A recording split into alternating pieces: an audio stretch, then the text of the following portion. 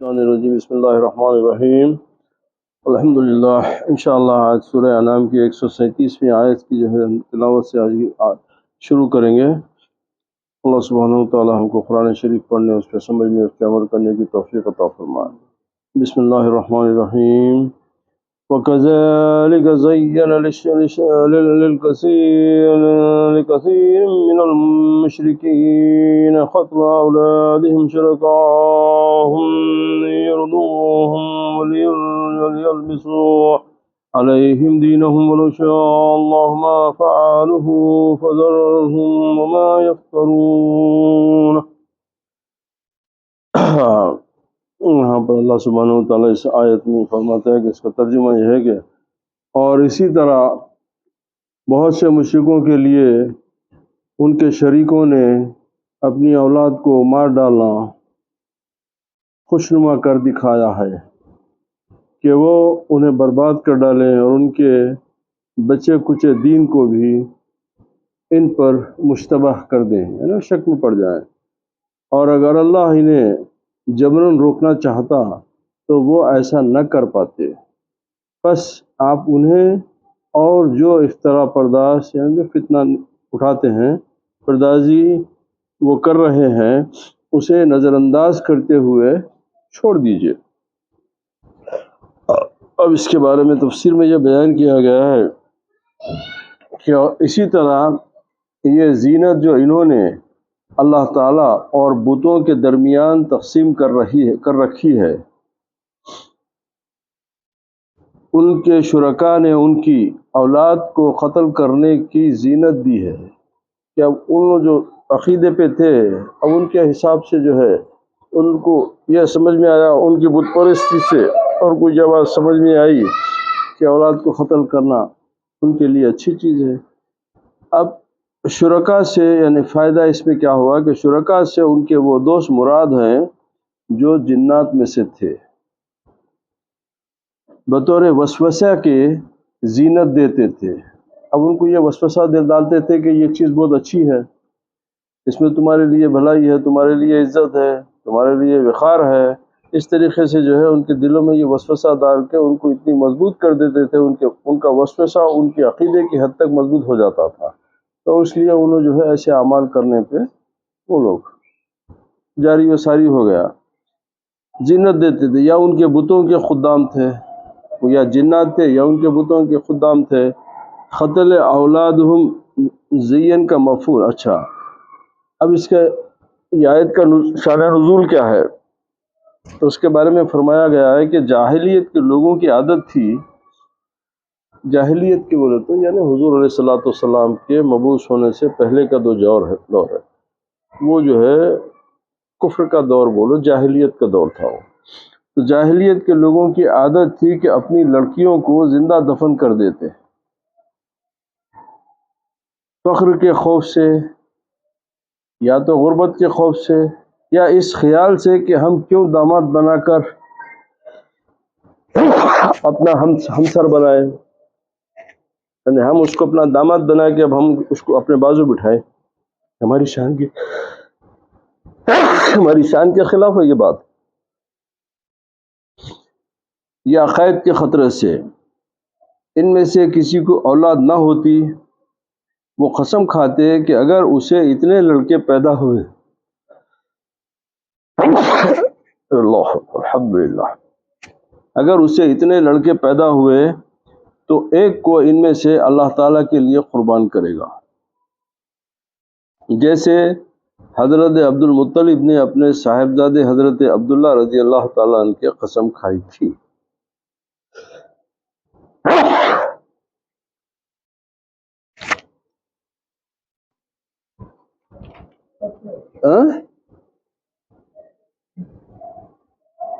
یہ قسم کھائی تھی کہ اپنے ایک بچے کو ذبح کریں گے۔ تو یہ واقعہ اس سلسلے سے یعنی صرف قسم کے بارے میں ہے، دراصل وہ اولاد کو قتل کرنے کا اس سلسلے میں نہیں ہے۔ وہ یہ واقعہ یہ ہے کہ نبی کریم علیہ الصلوۃ والسلام جو ہے زمزم جو ہے بند ہو گیا تھا۔ اب یہاں پہ جو ہے وہ میں پڑھ ہی دیتا ہوں، مجھے یاد ہے اس لیے میں سنانا چاہ رہا تھا، پھر آپ پڑھ لیجئے۔ حضرت عبد المطلب نے خواب میں دیکھا کہ وہ زمزم کا کنواں کھود رہے ہیں۔ خواب میں اس کی نشاندہی بھی کرائی گئی۔ صبح ہوتے ہی انہوں نے چاہے زمزم کھودنا شروع کر دیا۔ اس وقت آپ کے سوائے حارث کے یعنی بڑے صاحبزادے، ان کا نام تھا حارث کے اور کوئی اولاد نہ تھی۔ آپ نے وہاں منت مانی کہ اگر مجھے 10 بچے پیدا ہوئے تو ان میں سے ایک کو اللہ کے نام پر قربان کر دوں گا۔ چنانچہ جب 10 بچے پیدا ہوئے تو انہوں نے اپنے بچوں کی اپنی منت کا بتایا، بچوں کو اپنے منت کے بارے میں بتایا کہ میں تو اللہ تعالیٰ سے یہ منت مانگا تھا کہ تم میں سے ایک کو اللہ کے نام پہ قربان کروں گا۔ تو سب نے سن کر سر تسلیم کم کیا۔ انہوں نے سب بولے کہ ٹھیک ہے، آپ اللہ سے وعدہ کر لیے، اللہ سے منت کرے تو ہم حاضر ہیں، آپ جس کو چاہے آپ ہمارا اللہ کو پیش کر دیجیے ہماری گردن۔ لیکن آپ نے خورا اندازی کے طور پر یہ مسئلہ سلجھانا چاہا۔ آپ چاہے کہ بھئی اس کو مرضی سے کیوں میں کسی کو ایک کو وہ کروں، لہذا خورا نکالوں۔ تو جب خورا نکالے تو اس میں حضرت عبداللہ کا نام ہے۔ کون ہے حضرت عبداللہ؟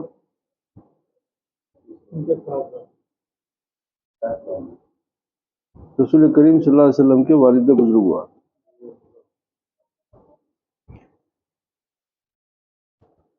ان کا نام ہے۔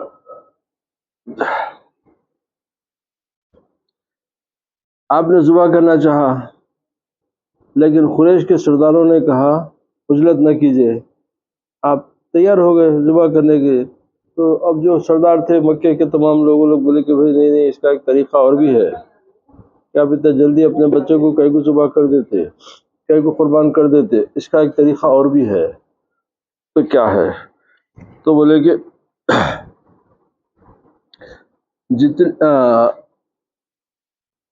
ہمیں مشورہ کرنے دیں، یعنی ہم لوگ مشورہ کر کے آپ کو یہ مسئلے کا حل بتائیں گے۔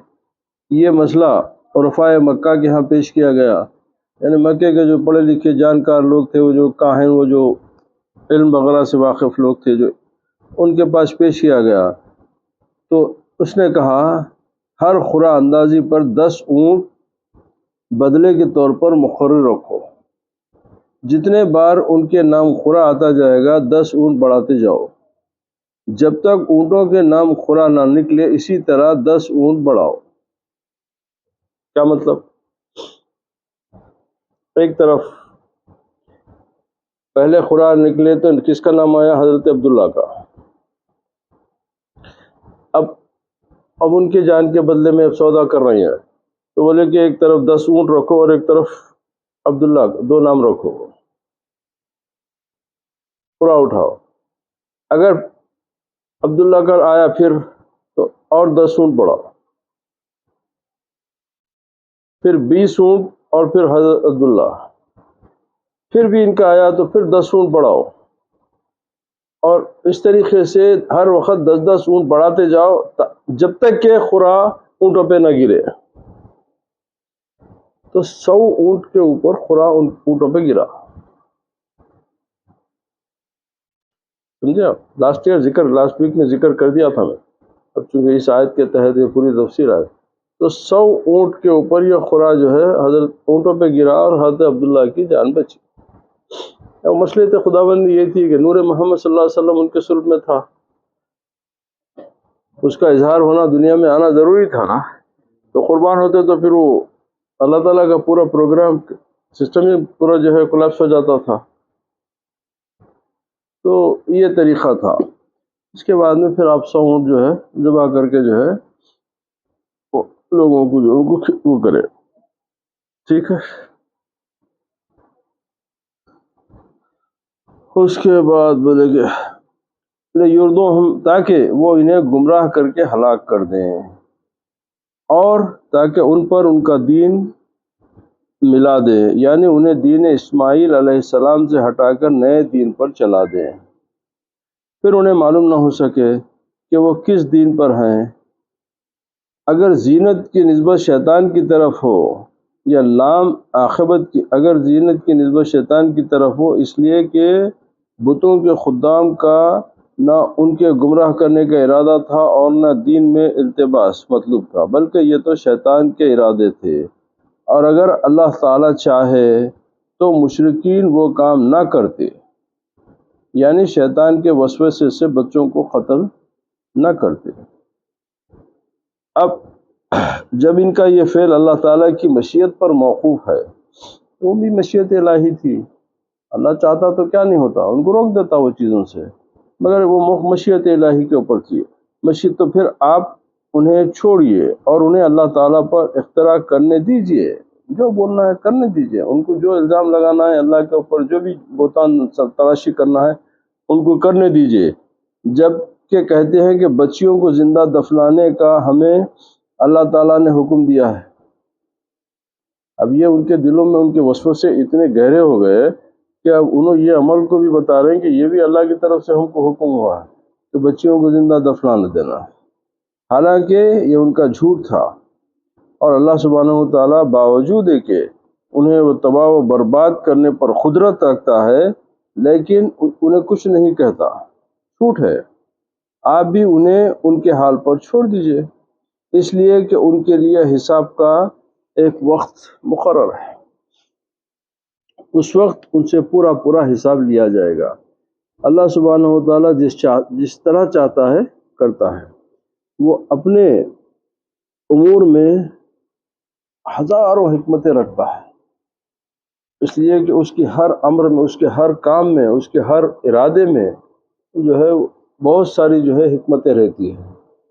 تو اللہ سبحانہ و تعالیٰ جس کو معرفت عطا کرا انہیں اس کی حکمتوں کو سمجھتا، عام آدمی تو جو ہے صرف بس خاموش بیٹھنا ہے۔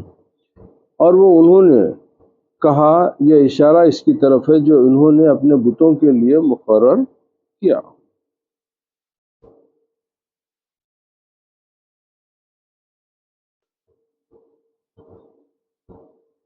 اللہ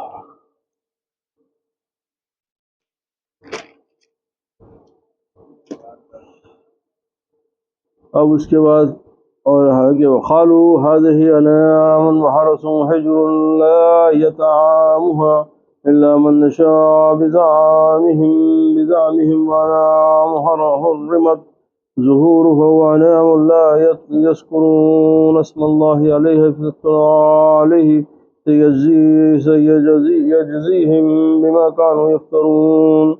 اور انہوں نے یہ کہا، یہ چوپائے اور کھیتی ممنوع ہے، یہ جانور اور یہ کھیتی وغیرہ یہ منع ہے، سب انہیں اس کے سوا کوئی نہیں کھائے گا جسے ہم چاہیں گے ان کے خیال کے مطابق، اور جو کچھ چوپائے ہیں جن پر سواری حرام کی گئی ہے، اور کچھ چوپائے ہیں جن پر وہ اللہ کا نام لیتے اس پر جھوٹ باندھتے ہیں، عنقریب وہ انہیں اس کی جزا دے گا جو وہ جھوٹ باندھتے ہیں۔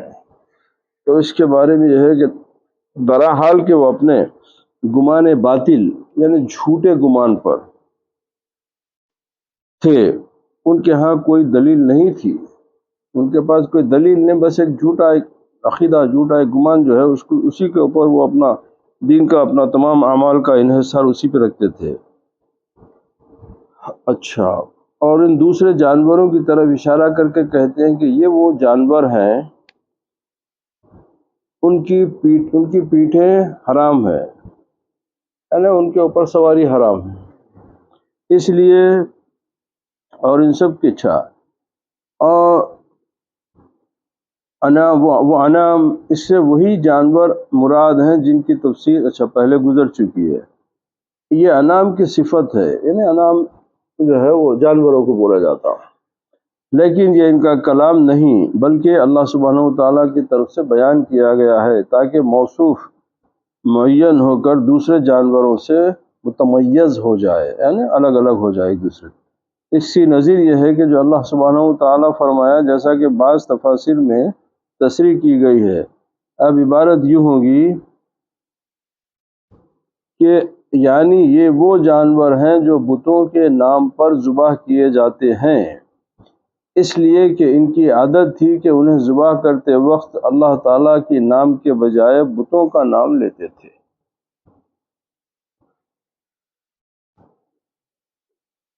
اللہ سبحانہ و تعالیٰ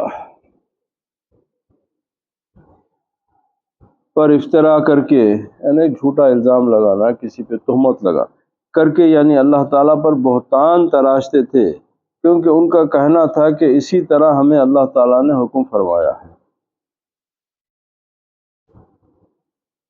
اچھا، یعنی اللہ تعالیٰ انہیں جلد تر سزا دے گا ان کے افترا کرنے کے سبب، یعنی ان کے یہ جھوٹ اور اس طریقے سے ہمارے تعلق سے غلط بات کرنے کا جو ہے اس کی سزا دے گا۔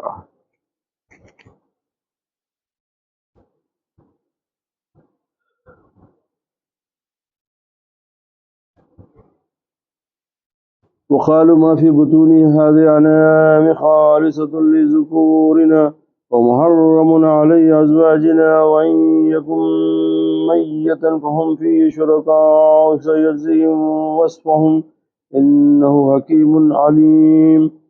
اور کہتے ہیں کہ جو ان چوپایوں کے پیٹ میں ہے وہ ہمارے مردوں کے لیے مخصوص ہے اور ہماری عورتوں پر حرام کر دیا گیا ہے، اور اگر وہ مرا ہوا ہو تو وہ مرد اور عورتیں سب اس میں شریک ہوتے ہیں، عنقریب وہ انہیں ان کی باتوں کی سزا دے گا، بے شک وہ بڑی حکمت والا، خوب جاننے والا ہے۔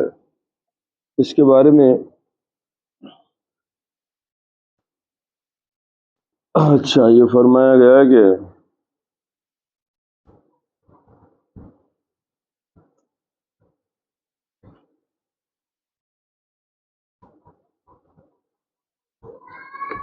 یعنی حضرت عبداللہ ابن عباس رضی اللہ تعالیٰ عنہ فرماتے ہیں کہ جاہلیت میں یہ بھی رواج تھا کہ جن چوپایوں کو وہ اپنے معبودان باطل، یعنی جن جانوروں کو وہ اپنے خدا بنا کے رکھے تھے، نام کر دیتے تھے، یعنی ان کے خداؤں کے نام پہ چھوڑتے تھے، یعنی کسی جانور کو یہ بت کے نام پہ چھوڑ دیتے تھے، ان کا دودھ صرف مرد پیتے تھے۔ جب انہیں بچہ ہوتا تو اگر نر ہوتا تو صرف مرد ہی کھاتے، اگر بچہ میل ہوا، نر بولے تو سمجھتے نا، ہاں، نر ہوا تو وہ مرد کھاتے، اگر مادہ ہوتا تو اسے ذبح ہی نہ کرتے، اگر فیمیل ہوا تو اس کو ذبح ہی نہ کرتے، اور اگر پیٹ ہی میں مردہ نکلتا تو عورت مرد عورت سب کھاتے۔ تو اللہ سبحانہ وتعالیٰ نے اس فعل سے بھی ان کو روکا۔ حضرت شعبی کا قول ہے کہ امام ہے کہ بحیرے کا دودھ صرف مرد پیتے، اور اگر وہ مر جاتا تو گوشت مرد اور عورت سب کھاتے۔ ان کی ان جھوٹی باتوں کا بدلہ اللہ انہیں دے گا، کیونکہ یہ سب ان کا جھوٹ اللہ پر باندھا ہوا تھا۔ فلاح و نجات اسی لیے ان سے دور کر دی گئی تھی، یہ اپنی مرضی سے کسی کو حلال کسی کو حرام کر لیتے تھے، پھر اسے رب کی طرف منسوب کر دیتے تھے۔ اللہ جیسے حکیم کا کوئی فعل، کوئی قول، کوئی شرح، کوئی تقدیر بے حکمت نہیں تھی۔ وہ اپنے بندوں کی خیر و شر سے دانا ہے اور انہیں بدلہ دینے والا ہے۔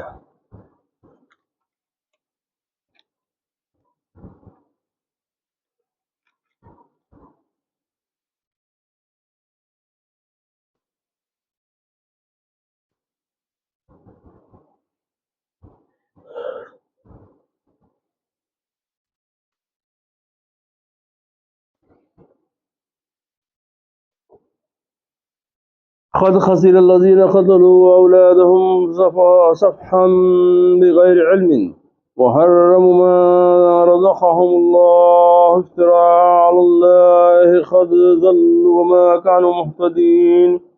بے شک ان لوگوں نے خسارہ اٹھایا جنہوں نے اپنی اولاد کو بے وقوفی سے کچھ جانے بغیر قتل کیا، اور اللہ نے انہیں جو کچھ دیا تھا اسے اللہ پر جھوٹ باندھتے ہوئے حرام ٹھہرا لیا، یقیناً وہ گمراہ ہو گئے اور ہدایت پانے والے نہ ہوئے۔